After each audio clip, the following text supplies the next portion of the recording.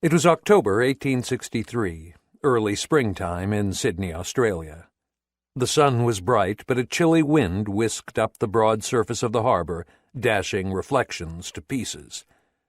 Distant waves rushed against the islands and rocky beaches, tossing up sprays of seabirds that cried out a raucous challenge as they circled the tall masts of ships. Wood-burning steam ferries chugged across the harbour from the terminus on Circular Quay, their whistles competing with the nearer rattle of the many horse-drawn trams in the city. Close by, brigs, ketches, and schooners were tied up to quays, discharging sugarcane, coffee, tropical fruits, and coal, and loading ore and locally made machinery.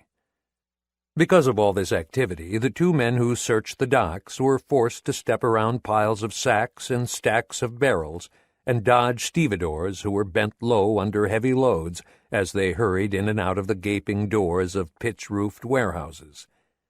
The cold wind whistled in the passages and alleys, bringing a smell of soot, dust, and eucalyptus trees, and the two men had their collars turned up and their cold hands thrust deeply into their pockets. Still, however, they doggedly trudged from wharf to wharf, their eyes moving assessingly from one moored vessel to another. Though as weather-beaten as seamen, it was obvious that these two had come in from town. Both were well-groomed, handsome men, wearing city clothes.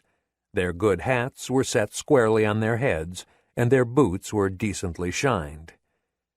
While they were about the same age, in their early 30s, the dark, spade beard of the taller one was peppered with gray, in contrast to the slighter man's luxuriant mustache and whiskers, which were glossy brown beneath a strongly hooked nose. When they talked, it was evident that this latter fellow was French because of his marked accent, while the taller man's voice held a burr that betrayed his northern England origins. However, they spoke seldom, because they had conferred already and knew exactly what they wanted.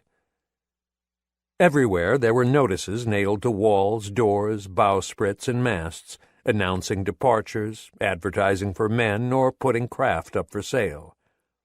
It was these last that the men inspected, but so far without success, because it was so hard to find a vessel that met their specifications. They were hunting for a schooner that was small enough to be handled by 4 seamen, but strongly built as well. She had to be cheap because they had not much funding for the ambitious venture they planned, but it was essential that she be sound.